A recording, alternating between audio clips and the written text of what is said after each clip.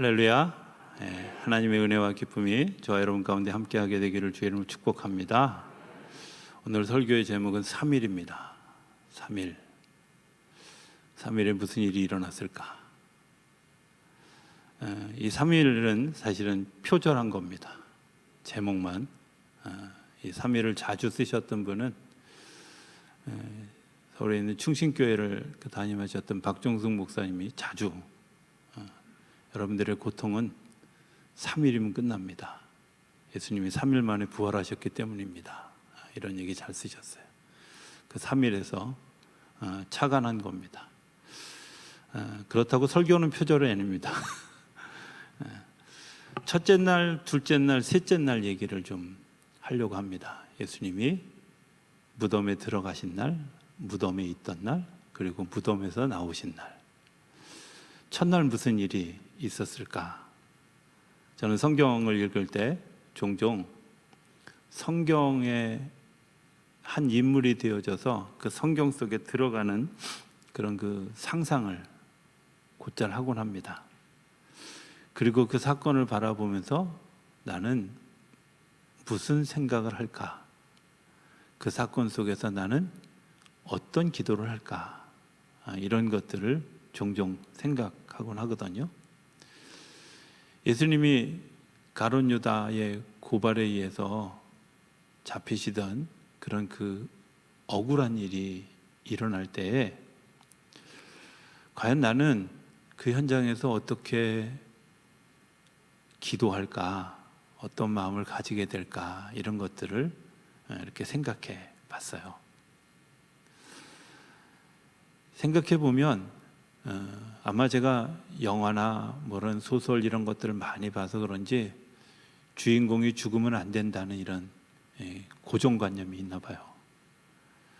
그래서 예수님이 안 죽으실 거다, 이렇게 위기를 겪지만, 이렇게 막 정말 아주 그 코너에 몰릴 대로 몰려가지만 무슨 방법이든지 예수님은 이 고난을 탈출하실 거다, 이런 기대가 있었던 것 같아요. 가룟 유다에 의해서 예수님이 잡히게 됐잖아요. 그래, 괜찮아, 서막일 뿐이야, 저렇게 잡혀간다고 뭔 일이 생기겠어? 이런 마음을 가지고 안심하며 다음 스토리를 진행하는데, 해가 뜨기도 전에 새벽 법정에서 가야바에게 또 빌라도에게 신문을 받을 때, 이 시기쯤 좋은 변호사가 나와서, 하늘의 솔로몬과 같은 그런 그 지혜를 가진 변호사가 나타나서 예수님을 변호해서 상황을 바꿀까?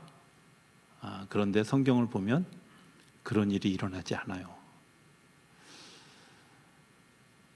판결이 내리기 전에 빌라도가 이런 제안을 하잖아요. 바라바를 놓아줄 것이냐, 예수님을 놓아줄 거냐, 이런 질문을 할 때도 저는 군중들이 예수님을 놓아주세요, 뭐 이런 일이 일어났으면 좋겠다. 그런데 그런 일도 일어나지 않았어요.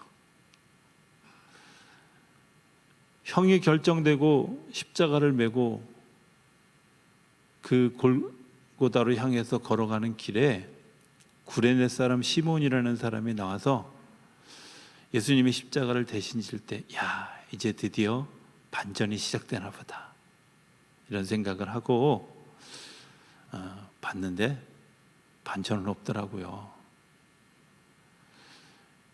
십자가에 매달리고 손에 못 박혔을지라도 이번에는 하늘의 천군 천사들이 내려와서 로마 군병들을 다 무너뜨리고 예수님을 이렇게 해서 살려내는 그런 드라마를 기대했는데 예수님 너무 허무하게 죽으시더라고요. 그리고 아리마대 사람 요셉이라고 하는 사람의 손에 의해서 무덤에 장사 지어내서 딱 끝났을 때의 느낌은 이런 거였어요. 반전은 없네, 이런 거죠. 이 첫날이에요. 근데 우리 삶에도 이런 일이 있잖아요. 정말 어려운 일을 겪을 때 하나님, 이런 일이 좀 일어났으면 좋겠습니다. 이렇게 되어졌으면 좋겠습니다. 막 정말 아주 강권적인 그런 그 역사가 탁 일어나서 우리 안에 눈에 좀 나타나는 증거가 보여줬으면 좋겠습니다 하고 어떤 아주 정말 그 분에 넘치는 기대를 할 때가 있지 않을까요? 기적적으로 몸이 막 건강해지는, 제가 자주 꿈꾸는 일이 있는데 어느 날 자고 일어났는데 몸무게가 한 20kg쯤 빠지는 그런 놀라운 기적이 일어났으면 좋겠다, 뭐 이런 거. 근데 반전은 없죠, 그렇죠? 찜은 더 쪘지, 결코 빠지지 않는 이런 일들이 우리 안에 막 일어나는 첫날의 우리의 기대, 반전이 없는 기대. 저는 이런 기대를 신앙적으로 생각하면 어린아이 같은 마술적 신앙이다 이렇게 생각해요. 첫날 예수님의 죽으심으로 인해서 무너지는 신앙은 어떤 신앙들이냐면 내가 이렇게 기도했으니 이런 열매가 와야 됩니다 라고 생각했던 내 의도대로, 내 생각대로, 그리고 내가 기도한 대로 되어져야만 하나님이 살아계신다고 생각하는 그런 일들, 그런 일들이 첫날에 모두 죽었어요. 둘째 날은 묘하게 대비되는 세 가지가 있어요. 하나는 안식일이기 때문에 유대인들이 예배하러 가는 날이에요. 반면에 로마 사람들은 예수님의 제자들이 시신을 도둑질해 가서 부활했다고 거짓말할지도 몰라, 뭐 이런 여러 가지 풍문이 돌면서 옥문을 아주 지키는 그런 날이에요. 반면에 예수님을 따랐던 예수님의 추종자들은 이러지도 저러지도 못하는 거죠. 내가 예수님을 가서 뵙고 싶은데 안식일이기 때문에 내가 걸어서 안식일에 걷는 거리 너머에 있는 골고다에 아리마대 사람 요셉의 무덤에 갈 수가 없는 거예요. 그러니까 이 세 가지가 공존하는 거죠. 저는 이런 생각을 해 보았어요. 예배하는 그 유대인들의 예배, 어떤 예배를 드렸을까? 잘했다. 더군다나 6월절이잖아요. 그 예배를 드리면서 그들이 이제 우리의 헛된 기대를 가지게 했던 헛된 메시아를 드디어 우리가 죽였다, 축제를 벌였을까? 그들이 정말 감격의 예배를 드렸을까? 아니면 예수님이 돌아가신 것 때문에 정말 가슴 아픈 회개의 예배를 드렸을까? 그런데 성경 어느 곳에도 그들이 어떻게 예배를 드렸다라는 이야기가 없어요. 안식일을 그냥 지켰어요. 잘 지켰는데 그들이 어떻게 안식일을 지냈는지에 대한 기록도 없어요. 그런데 생각해 보면 그 안식일을 지키는 그들의 모습이 내 심장과 내 마음과 내 생각이 따라가는 그런 안식일의 예배였을까? 아니면 이제까지 해오던 대로 드려졌던 그냥 형식적인 예배였을까? 조금 더 나쁘게 얘기하면 종교 행사를 했거나 종교 행위를 했거나 혹은 종교 놀이를 하는 그런 시간을 지내고 있지 않았을까? 예수님이 죽으신 그 사건 때문에 그들의 모양이 달라진 게 하나도 없다는 거예요. 오히려 로마 군병들과 예루살렘 그 시내에는 많은 이야기들이 있는데 이런 가설들이 있는 거예요. 예수님의 제자들이 예수님을 훔쳐가서 부활했다고 거짓말할 거야. 무덤 잘 지켜야 돼. 두 번째 풍문은 이런 거죠. 로마 군병들이 미리 치우는 거예요, 예수님의 시신을. 그래 놓고는 역으로 예수님의 제자들이 훔쳐갔다고 그렇게 얘기해요. 아주 또 가짜뉴스 중에 가짜뉴스는 이런 것도 있을 수 있죠. 아리마대 사람 요셉이 예수님을 장사 지낸다고 시신 달라 그래 놓고는 그 무덤에 숨기지 않고 다른 데 두어서 부활하셨다고 거짓말했을 수도 있어. 뭐 이런 등등의 가짜 뉴스들이 막 온 동네에 퍼지게 되어졌어요. 아무도 믿을 수가 없는 거죠. 진짜가 나타나도 가짜가 너무 강력해서 진짜가 뭔지를 부관하기 어려운 그런 시간. 그게 예수님이 죽으신 둘째 날이에요. 근데 이 예수님이 죽으신 이 둘째 날을 못 넘어가는 사람들이 너무 많은 거예요. 이거를 저는 그냥 쉽게 표현하면 인본주의다.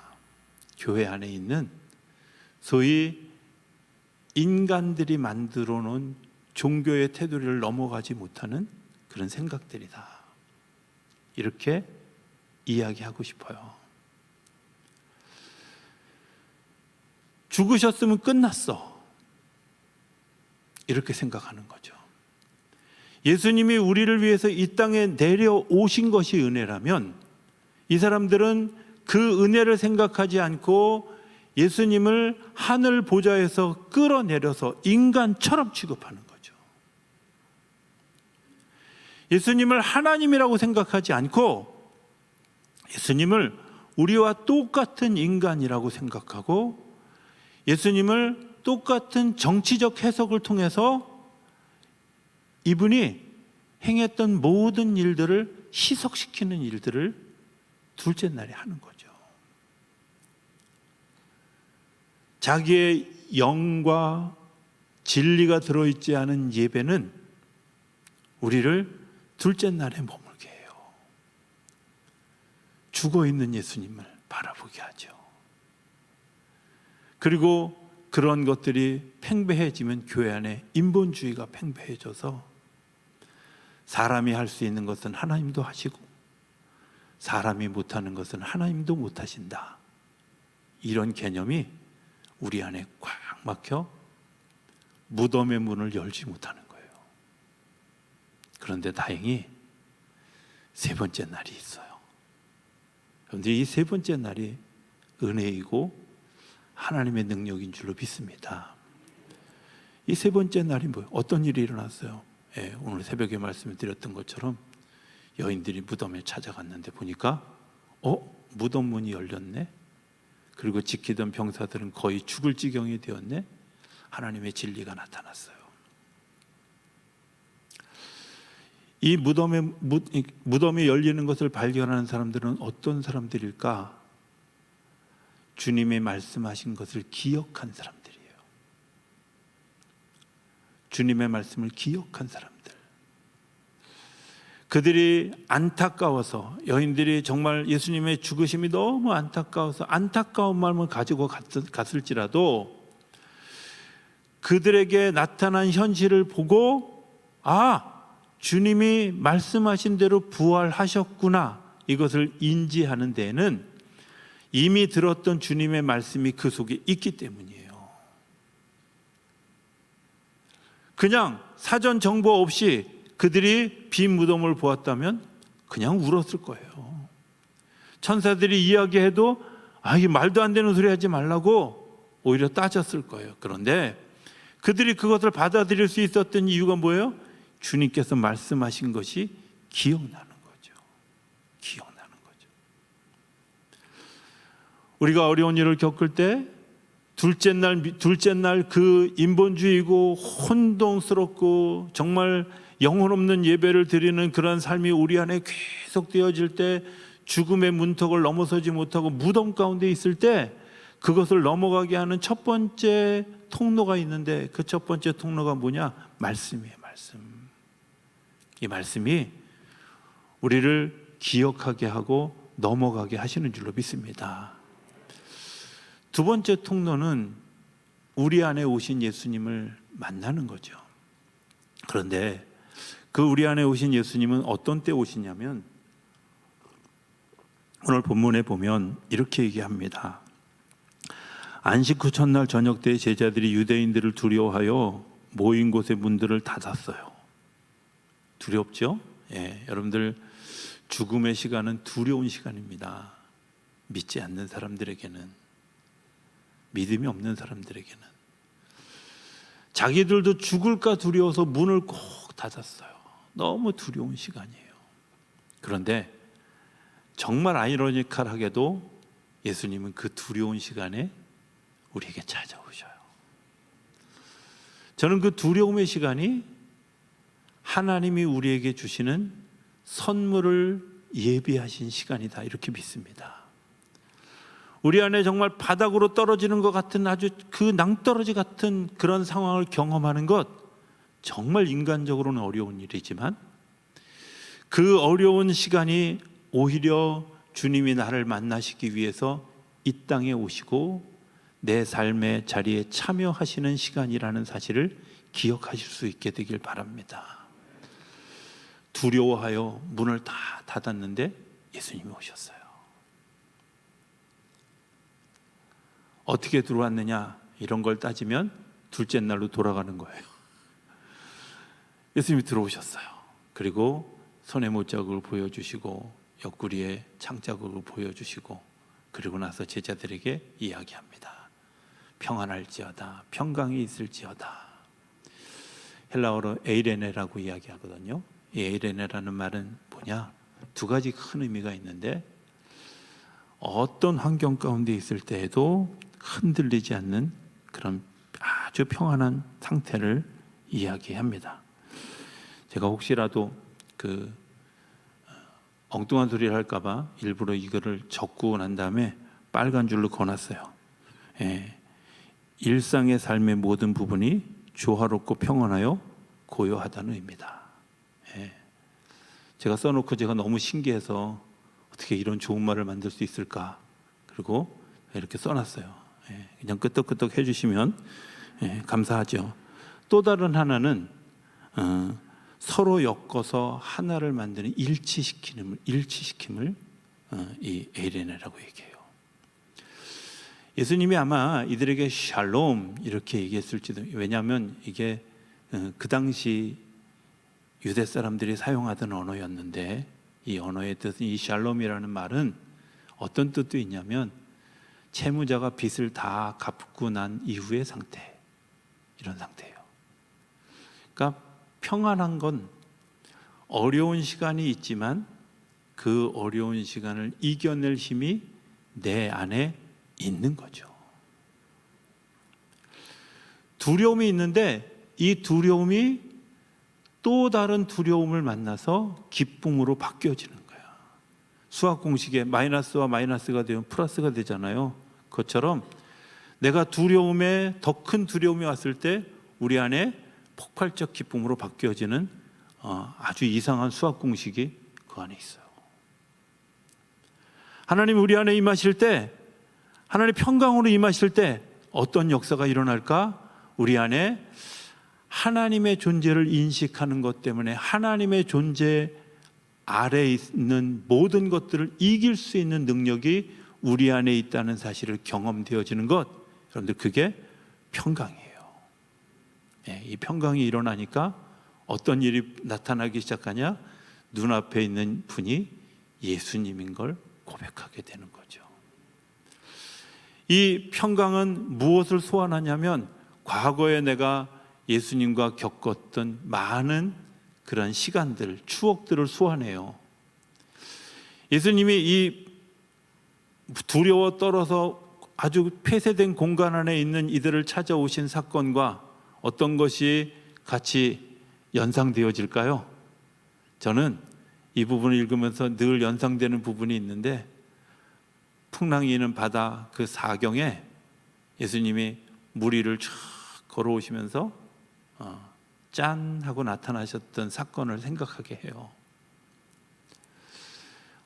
두려움에 빠져 있을 때, 정말 죽을 것 같은 두려움이 있을 때 예수님이 그들을 그때는 뭘로 느꼈어요? 유령이다 이렇게 얘기했잖아요. 근데 지금 어느 누구도 유령이라고 얘기하지 않아요. 왜? 내가 그때 가졌던 영적 경험이 있는 거예요. 기억되어지는 거죠. 믿음을 가지고 있는 사람, 하나님과 영적 교제가 있는 사람, 그 사람은 내가 어떤 두려움 가운데 있을지라도 예수님이 우리 삶에 다가오시는 것 때문에 그 두려움을 기쁨으로 바꿔가게 하시는 줄로 믿습니다. 제가 1부 얘기하면서 2부에는 안 한다 그랬는데 해야 될 것 같은 생각이 들어서 그냥 합니다. 기도하다가 가끔 우리 성도님들이 저한테 질문하고 싶은데 못하는 게 있다고 생각이 들었어요. 아니, 저 목사님 교회도 지었고 그 좋은 서울 땅 두고 아파트 좋은 데 살다가 왜 여기 왔어? 뭐 이런 생각들을 교인들이 한 12명쯤 하는 것 같은 생각이. 지금 웃는 분들은 다 걸린 사람들입니다. 그 얘기를 좀 해야 될 것 같다네. 네, 좋은 거 맞습니다. 10년 제가 그 교회에서 목회했고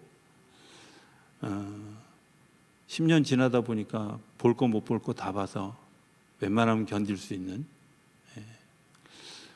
성도님들이 지금도 가끔 전화해서, 며칠 전에도 어떤 할머니 권사님 전화해서 전화 시작할 때부터 끝날 때까지 제가 전화 나중에 보니까 20분 했는데 20분 내내 울면서 전화하신 권사님이 있을 만큼 사랑 많이 받았던 교회이기도 하고,